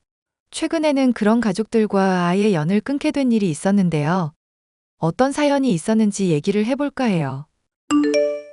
당신 이사 가는 날 반포장으로 한다고 했었는데 왜 기사님이 포장 이사로 바꾼다고 하셔? 아, 그거 반포장으로 원래 하려고 했었는데 엄마랑 누나가 그냥 포장이사로 하라잖아. 괜히 돈 아낀다고 반포장해봤자 더 고생만 한다니까 그냥 포장으로 했지. 아니, 시어머니랑 형님이 돈 아끼라고 평소에 잔소리 하셔서 우리 반포장으로 한 거 잊었어? 응, 알지. 근데 막상 여름이기도 하고 반포장 이사 힘든 거 아니까 그냥 포장으로 하라고 하시네. 이거 나한테 따져봤자 아무 의미 없어, 여보. 그냥 그러려니 하고 받아들이자. 내가 처음에 반포장 말고 포장 이사하겠다고 했을 때는 그렇게 잔소리 하셔놓고 또 말을 바꾸시니까 황당해서 그러지. 그리고 당신도 참 대단하다. 이런 일이 있으면 나한테 제깍제깍 알려주기라도 해야 할 거 아냐. 막상 돈 입금하는 것부터 연락은 죄다 나한테 맡겨놓고 당신 혼자 결정만 덜렁 내리면 어떡하라고? 내가 덜렁 결론 내리고 연락한 거 아니야. 누나가 이사하시는 기사님한테 말한 거지. 나도 누나가 이미 바꿔놓은 거 조금 전에 들었을 뿐이라니까? 왜 자꾸 엄한 나한테 뭐라고 그래? 당신 때문에 내가 속이 터져서 그런다, 속이. 결혼하기 전에는 남자다운 척은 엄청 해대더니 형님한테 아쉬운 소리 한마디 못하는 사람인 줄은 몰랐어. 이럴 줄 알았으면 내가 당신이랑 결혼을 안 했지. 에이, 말을 너무 심하게 한다. 그래도 나 사랑하지? 몰라. 다음부터는 이런 일 있으면 꼭 미리미리 말을 해줘. 저번에도 온천인지 여행 가서 맛있는 거 먹고 온다고 할 때 나 쏙 빼고 갔었던 거 기억나지? 가족 행사 좋은 일 있다고 할 때는 빼고 부르고 굳은 일 할 때는 나 시키니까 내가 화가 안 나겠어? 알겠으니까 내가 누나한테 잘 말을 해볼게. 당신이 형님한테 말을 잘하는 걸로 끝날 일이 아니라 이런 일을 겪었을 때 화를 좀 내야 한다고. 안 그러면 그 역할 내가 해야 하는데 괜찮겠어? 당신이 해주면 좋기야 하겠다. 일단 내가 좋게 말을 해볼게. 나 괜히 싸우고 이런 거 싫어하는 거 알잖아. 차라리 내가 좀 귀찮고 말지. 당신만 귀찮으면 그러려니 하겠는데 나까지 얽혀서 매번 문제가 되니까 그러잖아. 하여튼 앞으로는 신경 써줘. 결혼하기 전만 해도 댄스 학원의 강사로 매력적이고 남자답던 남편이었지만 결혼을 하고 몇 년 살다 보니 그 실체를 바로 알 수 있었는데요. 남편은 지독히도 우유부단하고 시누이나 시어머니의 말이라면 무조건 오케이 하는 사람이었습니다. 기껏 공들여 계획하고 결정하고 행동으로 옮기려는 것이 있어도 말 한마디에 무산이 되는 일이 잦으니 이건 정말 아니다 싶었죠. 그나마 남편이야 답답하게 하는 것이 전부였지만 시누이는 아예 제 속을 긁어놓는 사람이었어요. 올케, 오늘 나 책상 배달한 거 조립이 필요한데 와서 좀 해줬으면 좋겠네. 나 이런 설명서 같은 거며 혼자 조립하는 거 못하잖아. 요즘은 책상 같은 거 주문할 때 조립도 다 요청할 수 있는 걸로 알고 있는데 혹시 그것도 같이 신청하시진 않으셨나 봐요? 올케가 이런 일 야무지게 잘하는데 괜히 생돈 나갈 필요는 없잖아. 설명서 깨끗하게 잘 보관하고 있으니까 와서 일 좀 하고 가. 그리고 나한테 와서 짜장면 좀 사주고. 올케 최근에 이사하는 거 보니까 괜히 짜장면이 땡기고 그러더라고. 이사는 제가 했는데 왜 형님이 짜장면이 땡기세요? 그리고 형님이 막상 돈은 저보다 더 많으신데 오히려 좀 사주시고 그래야 하는 거 아니에요? 노동도 제가 하러 가는 건데 공짜로 부려먹으시진 않으실 거잖아요. 설마 올케, 그거 농담이라고 한 말이야? 책상 조립은 내가 부탁을 하면서 안 그래도 나중에 좋은 거 대접하려고 그랬어. 당장 내가 올케가 사주는 짜장면이 먹고 싶어서 말한 건데 그걸 이렇게 돌려가는 거야? 돌려가는 게 아니라요. 농담식으로 저도 얻어먹고 싶다고 말씀드린 건데요. 형님 생각해보시면 만날 때마다 늘 제가 밥 사고 일은 제가 다 하잖아요. 아, 그래? 이런 식으로 계산을 하자 이거지?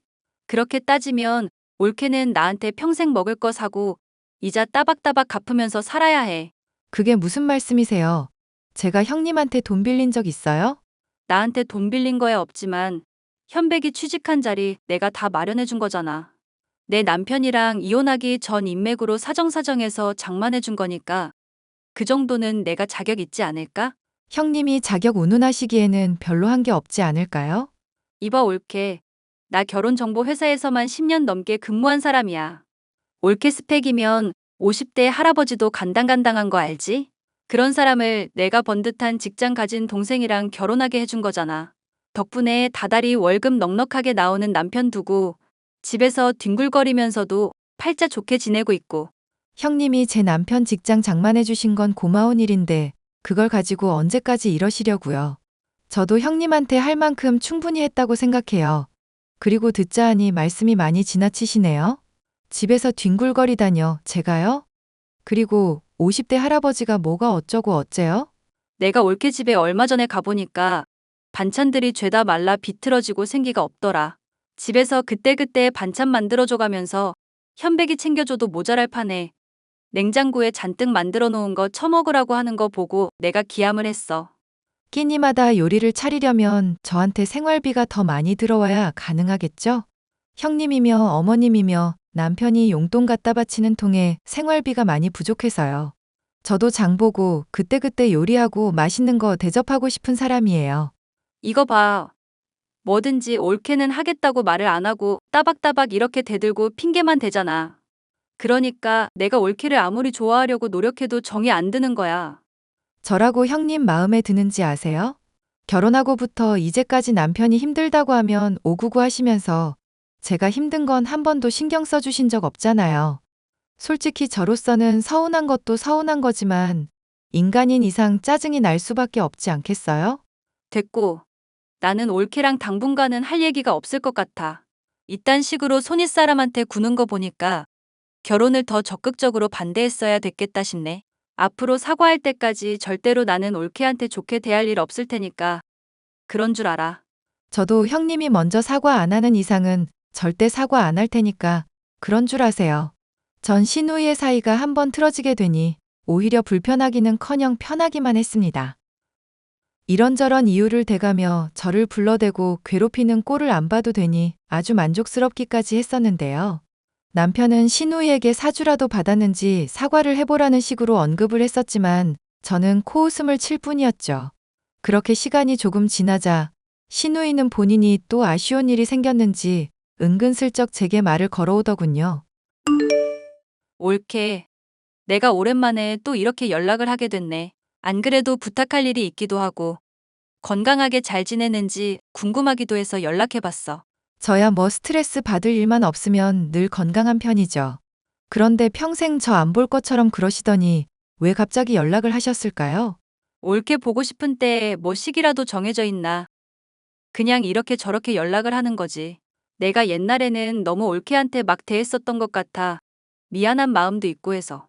형님이 먼저 그렇게 말씀해 주시니 저도 마음이 많이 풀리네요. 아랫사람으로서 저도 많이 신경을 쓰고 존중을 해드려야 했는데. 에이, 지나간 얘기 재미없으니까 그만하자. 그보다 더 건설적인 앞일에 대해서 얘기를 해봐야지. 건설적인 얘기면 대체 어떤 얘기인데요? 요즘 엄마가 많이 편찮으셔서 누군가 돌볼 사람이 필요한 상황이거든. 아, 어머님 허리가 많이 안 좋으시다고 하더니 그것 때문인가 보네요. 아버님도 당뇨 때문에 많이 힘들다고 하시더니 어머님까지 그러셔서 어떡해요. 맞아. 근데 막 꾸준히 일하고 그런 건 아니니까 올케가 좀 많이 도와줬으면 어떤가 해서. 대신 내가 올케 일하는 만큼 돈으로 쳐주기도 하고 신경을 그만큼 써줄게. 신경을 써준다고 하시니 감사하기는 한데요. 저 남편도 챙겨야 해서 물리적으로 그게 가능할지 모르겠어요. 아, 현백이한테는 내가 이미 말을 해뒀어. 올케만 괜찮다면 얼마든지 그러라고 하네. 이번에도 남편을 통해 아무런 이야기도 듣지 못했던 저는 화가 끓어올랐습니다. 남편에게 따지니 자기도 좀 전에 들은 내용이라면서 또 핑계와 변명을 대더군요. 이런 남편을 매일같이 보느니 차라리 시어머니의 잔소리를 들으며 병간을 하고 돈이나 버는 게 낫겠다 싶어 저는 신우이의 제안을 수락했습니다. 그리고 얼마 지나지 않아 저는 신우이의 제안을 받아들이길 정말 잘했다 생각하게 됐는데요. 허리가 아픈 시어머니는 전과 같이 기력이 없었고 많이 아팠기 때문인지 제 병간을 정말 고마워해 주셨거든요. 어머님이 많이 아프신데 내가 있어서 다행이라고 그러네. 당신 요즘 혼자서 밥 차려 먹고 할 거 생각하면 많이 걱정이 되는데 괜찮아? 아, 나야 당연히 괜찮지. 당신 없어도 든든하게 밥 챙겨 먹고 잘 지내고 있어. 요리도 못하는 사람이 대체 무슨 수로? 누나가 반찬 여기저기서 얻어온 걸로 챙겨놨거든. 당신이 고생하는데 굳이 요리해달라, 반찬 만들어달라, 번거롭게 하는 거 미안하니까 걱정 마. 형님한테 신세 지는 것도 좀 껄끄러운데 조만간 내가 한번 들릴게. 아냐. 당신은 그냥 거기서 엄마나 잘 돌보고 있어줘. 당신이 그렇게 신경 써주는 덕분에 내가 얼마나 고마운지 몰라. 덕분에 일도 더 집중할 수 있고. 웬일로 당신이 고집을 다 부리네? 알았어. 그럼 뭐 당신 뜻대로 해줄게. 저는 남편이 시어머니를 돌보는 일에 더 관심을 써주길 바라는 줄만 알았죠. 시누이가 저 몰래 남편을 조종하고 무언가를 꾸미고 있는 줄은 상상도 하지 못했습니다. 요즘 올케가 엄마 많이 챙겨준 덕분에 나나 현백이가 얼마나 마음이 놓이는지 몰라. 부부 사이에 조금 떨어지게 해서 미안하기는 한데 올케가 조금만 더 참아주면 좋겠어. 아버님도 많이 도와주시니 저야 뭐 어려울 거 없죠. 뭐 힘들긴 하지만 형님께서 돈도 주신다고 하니 근로라고 생각하고 있고요. 올케, 그런데 내가 부탁을 하나만 해도 될까? 미안한데 인증샷 같은 거 날마다 좀 기록을 해줬으면 좋겠어. 예를 들어 집안 청소 같은 거 하면서 어디를 어떻게 쓸고 닦았다. 이런 거 기록 같은 거 남겨놓으면 얼마나 성의 있게 하는지 파악도 될 것 같은데. 제가 열심히 한다고 해도 꼭 그런 게 필요할까요? 사실 노동이라는 게 그렇잖아. 주는 사람 받는 사람 온도차가 있거든. 나 그래도 올케한테 돈 주고 부탁하는 입장인데 최소한 내가 만족할 수 있을 정도로는 해줬으면 해서. 날마다 청소하는 거 깜빡하지 말고 신경을 써줬으면 하는 마음에서 그런 거야. 올케가 많이 힘들겠지만 좀 도와주라. 돈은 섭섭하지 않게 챙겨줄게. 응? 뭐 사진 찍는 거야 어렵지 않으니 너무 힘들게만 하지 말아주세요. 저도 남편 내버려 두고 이렇게 일하는 거라 마음이 편하지만은 않거든요. 알지. 올케 힘들어하는 거 내가 다 배려할게. 대신 집안일 날마다 하고 있다는 증거로 아침, 점심, 저녁마다 사진 좀 찍어줘. 나 올케가 그 집에 계속 붙어 있다는 거 사진으로라도 확인해야 안심이 될 것 같아서 그래. 청소야 뭐 그렇게 깔끔하게 안 해도 되니까. 네, 그렇게 하는 거야 뭐 어렵지 않죠. 아무리 돈을 주는 입장이라지만 좀 깐깐하다는 생각이 들긴 했지만 돈을 많이 챙겨주니 참을 만은 했죠. 또 제 나름대로 요령이 생겨 미리 찍은 사진을 보내놓고 쉬는 시간을 제 나름대로 편하게 확보할 수도 있었습니다. 그러던 중 저는 문득 남편이 혼자서 밥을 해 먹을 일이 걱정이 되었는데요. 안 해줘도 괜찮다고 했지만 제 마음이 불편해서 집에 방문을 하게 됐는데 너무나 이상한 사실을 알게 됐죠. 남편이 저와 함께 찍은 사진이며 베개며 칫솔이 보이지 않는 것 등 저라는 사람이 지냈었다는 흔적들을 모조리 치워버렸더라고요. 당신한테 반찬 좀 해줄까 하는데 내가 집에 가서 요리 좀 해놓을까? 아니. 내가 그러지 말라고 했잖아. 당신은 엄마한테만 잘 신경 쓰면 된다니까? 어머님뿐 아니라 아버님한테도 신경 충분히 잘 쓰고 있어. 나는 당신이 걱정돼서 그러지. 왜 안 하던 소리를 갑자기 하고 그래? 하여튼 됐다면 된 줄 알고 괜히 참견 같은 거 하지 마. 어차피 나 며칠 출장 갈 거라 당신 보지도 못해. 그래? 어디로 출장 가는데? 뭐 취조라도 해? 왜 자꾸 꼬치꼬치 캐물어? 출장 간다면 그런 줄 알라고 좀. 우유부단한 남편은 거짓말을 하면 금방 티가 나는 성격이었습니다. 저는 남편이 숨긴 것을 알아내기 위해 신발을 감추고 제 흔적을 지운 뒤 침대 밑에 몸을 감추었습니다. 그런데 남편 집에 오자마자 콧노래를 흥얼거리며 몸을 씻더니 옷을 차려입고 밖으로 나가더군요. 생각해보니까 당신 출장 간 동안이라도 집에 가서 청소 좀 해둘까 싶은데 당신은 어떻게 생각해? 아, 진짜 내가 말을 하면 좀 들어라. 집에 올 필요 없고 엄마 아빠 간병이나 좀 잘하고 있으라고. 누나한테 돈까지 받는다면서 왜 이렇게 사람이 농땡이 피울 생각만 해. 이렇게 화내는 거 보니까 당신 이상하다. 집에 뭐 감춰놓은 거라도 있어? 들키면 안 될 거라도 있는 사람처럼 구네. 아니, 내가 말을 하는데 안 들어주니까 그런 거잖아. 왜 자꾸 그러니까 사람 화를 돋구고 그래? 당신이 화도 잘 안 내는 편이고 고집도 잘 안 부리는 사람이니까 이상해서 그러지. 앞으로는 당신 말 경청할 테니까 말 조심 좀 해줘. 알겠어. 나 당신밖에 없는 거 알잖아. 이번만 내가 하자는 대로 좀 해주라. 뭔가를 감추는 게 확실하다는 생각이 들었고 저는 남편의 뒤를 밟았습니다. 그리고 결혼정보 회사 직원인 신우이의 주선을 통해서 남편이 맞선을 봤었고 어떤 여자와 결혼을 준비 중이라는 사실까지도 알아낼 수 있었죠. 그제야 시누이가 돈까지 써가면서 저로 하여금 시어머니를 돌보게 한 이유를 알 수 있었는데요. 이것만으로도 황당한 일이었지만 남편까지 신나하는 모습을 보니 어이가 없다 못해 화가 치밀었습니다. 답은 이혼밖에 없다 생각을 하고 있는데 시누이는 가족들끼리만 여행을 가고 싶다면서 제가 제사 준비를 미리 해두라는 어처구니 없는 말을 하더군요. 저는 그동안 시부모님의 집을 뒤져서 증거가 될 만한 것들을 죄다 찾아냈습니다. 아, 부모님 모시고 여행 오니까 너무 좋다 올케. 우리 휴양하고 올 테니까 제사상 다 차려놓고 인증샷 보내. 대신 이것도 다 돈으로 쳐줄 테니까 너무 서운해하지 말고. 그래도 옛날 생각하면 돈으로 쳐주니까 양반이잖아. 농담이라면 되게 재미가 없네요. 그래도 농담이라고 생각해주니까 고맙네. 올케 완전 어른 다 됐어. 너처럼 인간 쓰레기 같은 거랑 잘 지내는 게 어른이면 난 그냥 어른 안 할란다. 뭐? 올케 미쳤어? 갑자기 인간 쓰레기라니. 뭔 막말을 이렇게 뜬금없이 해? 혹시 부모님 없다고 집에서 낮술이라도 거하게 마셨어? 아니, 니들 개 같은 인간인 줄 알고 개밥사료로 제사상 잔뜩 차려놨어. 이 개 같은 놈들아. 뭐? 개 같은 놈들? 올케 정말 미쳤구나. 왜 이러는지 이유나 좀 묻자. 네가 제사상 차리라고 할 때부터 바로 욕 뱉고 싶었던 거 참았던 이유 뭔지 알려줄까? 시부모님, 아니, 개 같은 종자 낳은 년놈들부터 싸질러진 년놈들까지 죄다 한통 속인 거 알아내려고 그랬던 거였어. 서랍 뒤져보니까 청첩장도 나오고 이미 상견례도 한 거 같더만. 이 미친 것들이 나한테 왜 잘해주나 했다.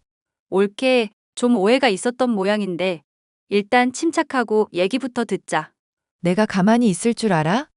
있는 죄 없는 죄 다 물어가면서 고소할 거라고. 무슨 말인지는 알겠는데 솔직히 현백이 스펙이 아깝잖아. 올케만 좀 참아주면 우리 집안도 더 좋은 집안 될 수 있어서 그래. 그리고 내가 전에 말했었지? 나 솔직히 올케 싫어한다고. 나도 좀 이뻐할 수 있을 만한 올케 좀 받아보고 싶어. 좀 도와주라, 응? 미친년, 아주 상종을 못할 년이구만. 제발 좀 넘어가 주라. 내가 돈으로 다 갚아줄게. 200만 원이면 될까? 엄마 돌봐준 거랑 해서 위자료까지 그걸로 좀 퉁쳐보자. 올케 그걸로도 충분히 먹고 살 수 있을 만큼 소박한 사람이잖아. 더 듣고 있자니 귀가 썩겠다. 꺼져. 올케. 저는 결국 남편과 이혼 소송을 진행하게 됐고 시누이의 주도하에 몰래 결혼을 하려던 남편은 상대 집안에 발각이 나서 따귀를 거하게 얻어맞고 사기죄로 소송까지 받게 되었습니다. 일이 이렇게 되고 나니 시어머니의 허리는 더 악화가 되었고 시아버지는 당뇨에 합병증까지 겹쳐 오늘 내일 한다는 얘기를 들을 수 있었습니다. 시누이는 그제서야 정신을 차렸는지 제발 동생이랑 재결합해달라며 애원을 해오고 있지만 그들의 삶이 어떻게 되건 간에 죗값을 치르는 것일 뿐이니 신경 쓰지 않고 제 남은 인생을 즐기려고요. 사연 끝까지 들어주셔서 감사합니다.